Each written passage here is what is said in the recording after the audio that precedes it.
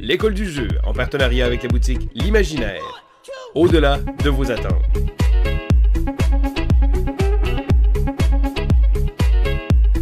Hey, salut la gang, c'est JP. Attendez. Comme ça, c'est un peu mieux. Hey, salut la gang, c'est JP pour l'école du jeu et bienvenue dans ce segment Quoi de neuf JP pour ce qui est du mois de mai 2020. Alors dans cette vidéo, nous parlerons de plusieurs choses. Je vous ferai un survol statistique de la chaîne. On regardera ensemble également mes expériences de jeu du mois de mai. Alors tous les jeux auxquels j'ai eu l'occasion de jouer pendant ce mois. Je vous parlerai également de quelques nouvelles personnelles, comment j'ai vécu le mois de mai 2020, le confinement, le déconfinement et tout ça. Et vous remarquez cette immense boîte qui est juste à mes côtés, le jeu qui est devant mes yeux. Il y a de cela quelques mois, je vous parlais d'une de mes découvertes du mois, un jeu qui allait bientôt arriver sur Kickstarter, lourd, avec des mécanismes qui me plaisaient, une thématique hyper originale. Eh bien, j'ai la chance, l'immense opportunité d'en avoir une des copies du prototype entre les mains.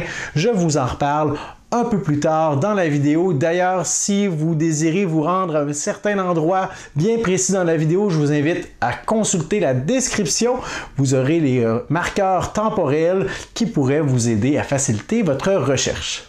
Commençons avec les statistiques du mois. Alors, au mois de mai, Vince, Sylvain et moi, vous avons, comme d'habitude, proposé une panoplie, une brochette de contenu très varié, passant des YouTube Live, les sessions de jeu sur Tabletop Simulator avec Vince, au top 6 sans fin, les 10 000 top 6 que Sylvain vous a proposé dans les dernières semaines.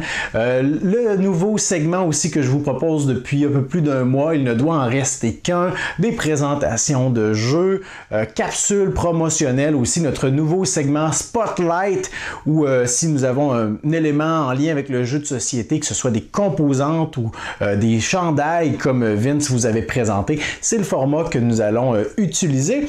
Donc dans le mois de mai, nous vous avons proposé 26 vidéos sur 31 jours, c'est quand même pas si mal, vous en conviendrez.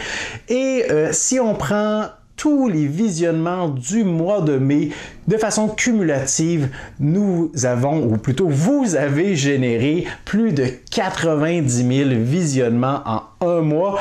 À ce rythme, on atteindra rapidement les 2 millions de visionnements sur notre chaîne YouTube très prochainement. C'est à surveiller.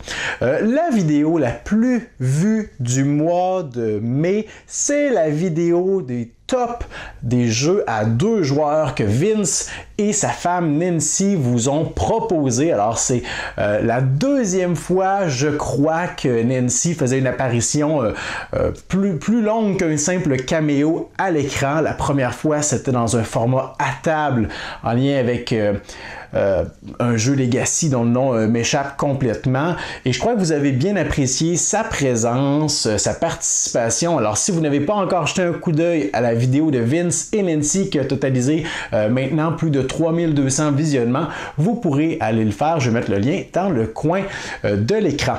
Et finalement, on accueille également au mois de mai 320 nouveaux abonnés. Alors on est content de voir qu'il y a encore des gens aujourd'hui qui découvrent notre chaîne, qui accrochent à notre contenu, qui sont intéressés, qui ont hâte aux prochains épisodes, à la prochaine vidéo qui va être rendue disponible. Alors on est très content de vous compter parmi nous. On vous souhaite la bienvenue et n'hésitez pas à nous laisser un commentaire également si vous êtes un nouvel arrivant sur la chaîne. Il nous fera plaisir de vous saluer personnellement. Comme vous le savez, le mois de mai, le mois d'avril, le contexte de confinement fait en sorte que les sessions de jeu peuvent être différentes de ce qu'on a déjà expérimenté par le passé. Ça crée tout un contexte délicat, particulier. Certains d'entre vous n'ont peut-être pas joué avec d'autres humains depuis 7, 8 semaines, peut-être plus. Peut-être que certains d'entre vous avaient l'immense privilège d'avoir un conjoint, une conjointe ou même des enfants qui sont joueurs et qui acceptent de jouer avec vous, tant mieux.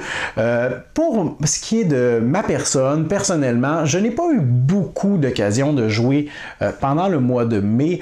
En fait, un peu avec ma femme et tout récemment, en fait, il y a de cela littéralement quelques jours à peine avec l'assouplissement des consignes gouvernementales. J'ai deux de mes très bons amis qui sont venus à la maison pour mon anniversaire et on en a profité en fait pour jouer à un jeu en respectant le plus possible les consignes gouvernementales avec la distanciation sociale.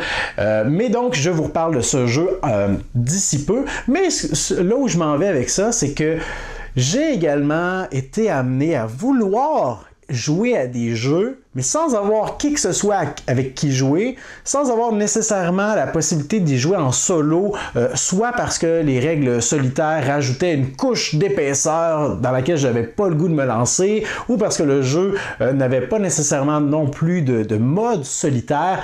J'ai parfois simulé des parties à 2 joueurs pour me donner un aperçu de ce à quoi le jeu ressemble, si c'est un jeu qui m'intéresse, si je crois que ça va plaire à ma femme, si j'ai le goût d'approfondir pour apprendre les règles en solitaire. Alors, je vous préciserai pour ce qui est des jeux dont je vais vous parler dans les prochaines minutes. Si j'ai eu l'occasion d'y jouer en véritable mode solitaire, en mode schizophrène, comme appellerait mon bon ami Martin Lafrenière, donc en simulant une partie à plusieurs joueurs, ou si j'ai eu l'occasion d'y jouer avec d'autres personnes, et si c'est le cas, c'est tout récent, ou avec ma femme. On commence avec Draftosaurus. Draftosaurus, qui est un petit jeu de draft à son état le plus simple, à son état le plus pur, que j'avais eu l'occasion de tester ou de jouer il y a de ça un peu plus d'1 an au Jab, un événement ici ludique québécois, que j'avais bien aimé, très simple, entre gamers, c'est vraiment pas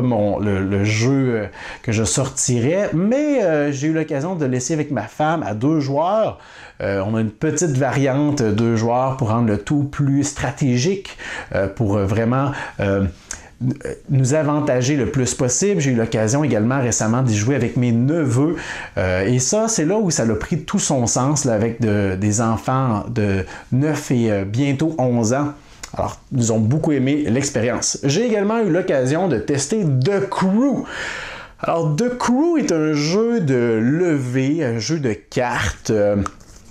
On pourrait pratiquement y jouer avec n'importe quel jeu de cartes, là, les as, le valet, la dame et tout. Ça reprend vraiment le principe des jeux de levée, des jeux de cartes standards, avec une thématique intéressante, avec un concept intéressant également de missions. Je crois que près d'une 50aine, si je ne me trompe pas, de missions qu'on peut réaliser à chaque fois avec des objectifs ou des restrictions, des opportunités, des règles qui vont évoluer, qui vont se complexifier, qui vont brouiller les cartes un peu. C'est un jeu coopératif, tout le monde, en tout cas majoritairement coopératif. Il y a certaines missions où on devra s'arranger pour qu'un joueur ne gagne pas ou des choses comme ça, mais c'est ce qui est riche avec ce jeu, c'est que chaque mission va proposer quelque chose d'un peu différent, une petite twist intéressante.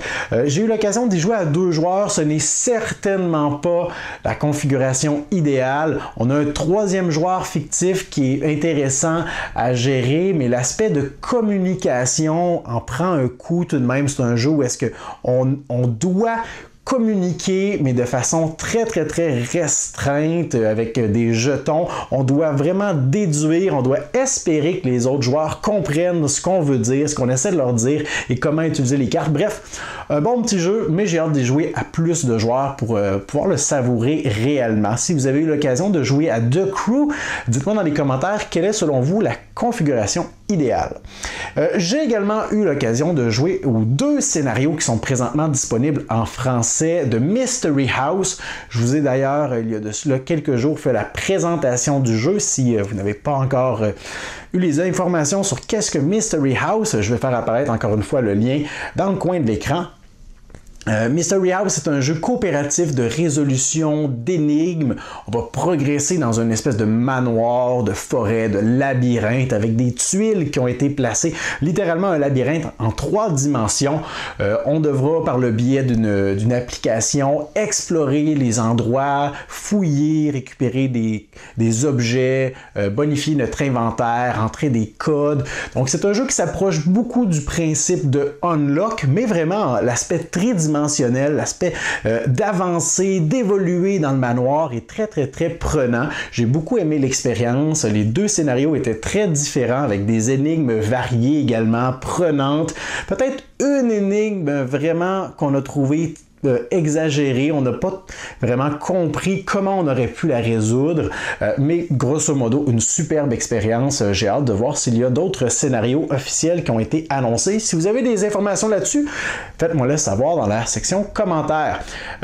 J'ai également testé Rurik Dawn of Kiev et Rurik, j'y ai joué en mode schizophrène, c'est-à-dire que j'ai simulé une partie à 2 joueurs pour m'approprier un peu plus le jeu, pour voir est-ce que c'est un jeu que ma femme aimerait, est-ce que c'est trop agressif et tout ça. Je trouvais ça très bien tout de même. Il y a un mécanisme de contrôle de territoire, on a un grand aspect de gestion de ressources, la façon de résoudre nos actions également avec l'initiative de nos ouvriers, mais également le placement dans le plateau de résolution des actions est brillant. Si tout ce que je viens de vous dire n'a aucun sens pour vous, vous irez voir la vidéo de la présentation du jeu que je vous ai proposé.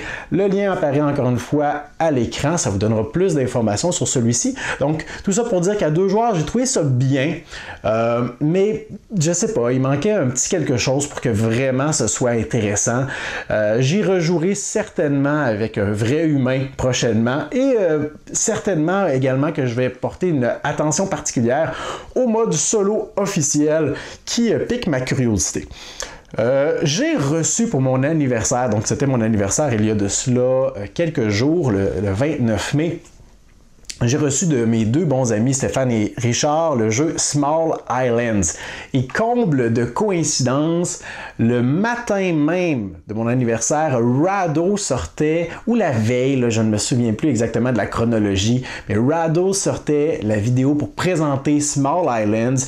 J'y jette un petit coup d'œil rapide, je me dis, ouais, j'en ai déjà entendu parler il y a de cela quelques mois par des Européens qui trouvaient le jeu bien. Je devrais creuser davantage. Et là, je me suis dit, je vais écouter la vidéo de Rado plus tard et me renseigner par la suite, mais j'étais convaincu que le jeu n'était même pas disponible ici au Canada. Et finalement, les gars, mes bons amis, me l'ont acheté comme cadeau d'anniversaire sans savoir que je m'intéressais au jeu. Et finalement, on a eu l'occasion d'y jouer le soir même à l'extérieur, chez moi.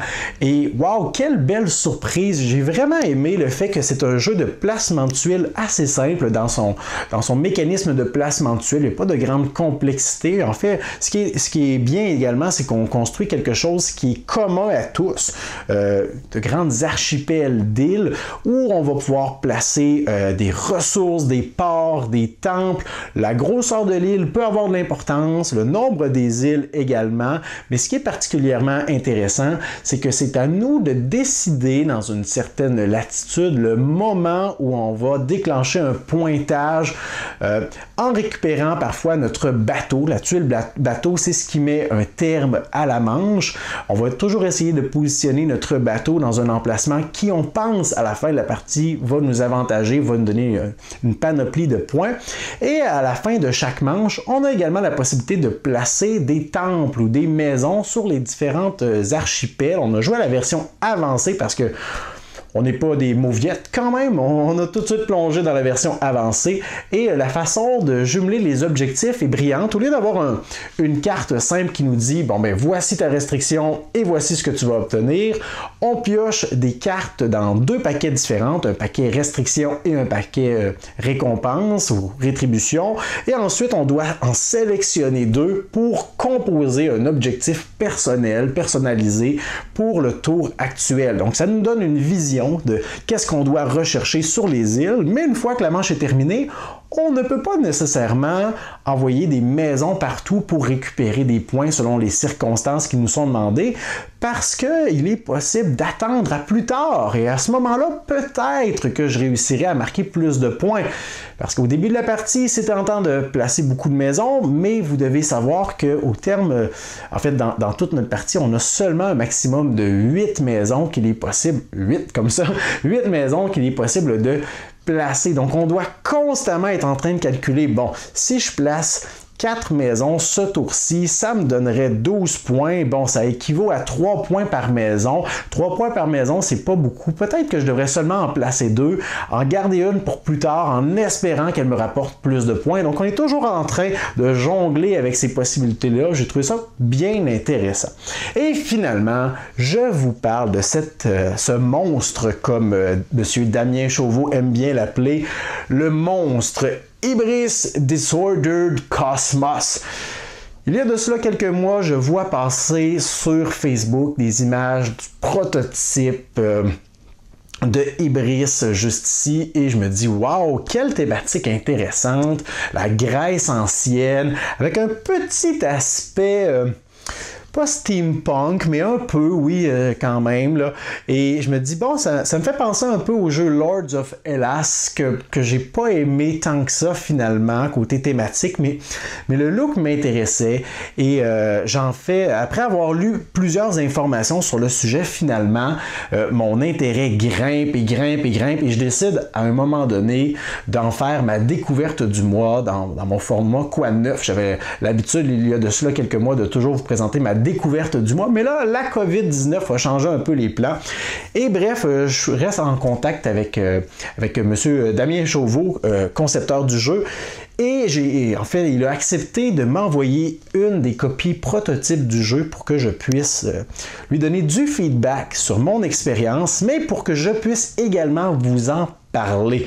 Alors, ça, c'est une bonne nouvelle. La mauvaise nouvelle, par contre, c'est que je ne vais pas vous en parler trop maintenant, parce que je m'apprête à filmer au moins une, peut-être même 2 ou 3 petites vidéos qui vous font des survols des différentes sections ou aspects du jeu. Donc peut-être une vidéo pour vous parler du principe général, la thématique, les mécanismes, piquer votre curiosité, et après ça, si le jeu vous intéresse, une autre vidéo pour vous montrer chacun des 7 lieux du plateau, qu'est-ce qu'il est possible d'y faire, et là ça va entrer en complément avec l'autre vidéo qui avait été faite auparavant, et peut-être une autre vidéo où est-ce que je pourrais vous présenter les plateaux de joueurs qui sont hautement asymétriques, chacune des divinités qu'il est possible d'incarner, leur subtilité, tout ça.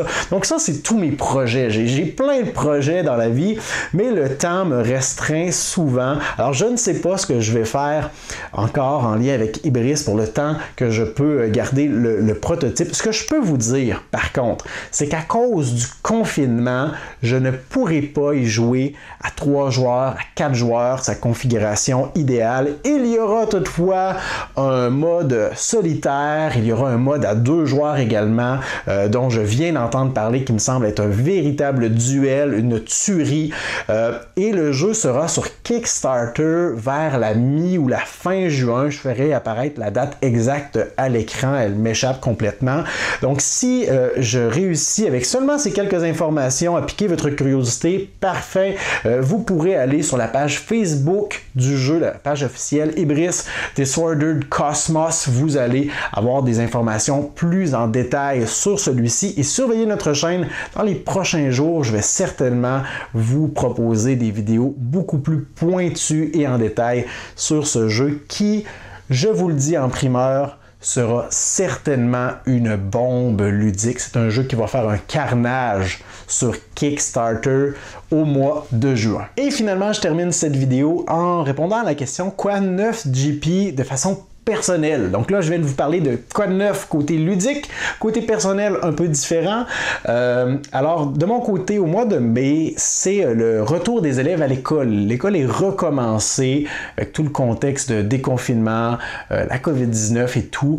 On a pris la décision ici au Québec de réouvrir les écoles. J'entre pas dans ce débat. En fait, je peux vous partager que de façon personnelle, les 2 premières semaines ont été très difficile, constamment des modifications, des changements, et on en vit encore. Mais grosso modo, ce qu'on essaie de faire à tous les jours, c'est que les élèves soient heureux d'être à l'école, qu'ils aiment ce qu'ils font là, parce que on s'entend que le programme de formation, ce qu'on peut faire, ce qu'on ne peut pas faire, les réglementations, les restrictions, il y en a une tonne. Alors notre mandat a un peu changé. On veut que les élèves soient bien, tout simplement à l'école, qu'ils aient le goût de venir, qu'ils s'amusent. Surtout, ce sont des enfants. Et je crois qu'on réussit bien pour l'instant. En date d'aujourd'hui, il reste à peine 3 semaines d'école.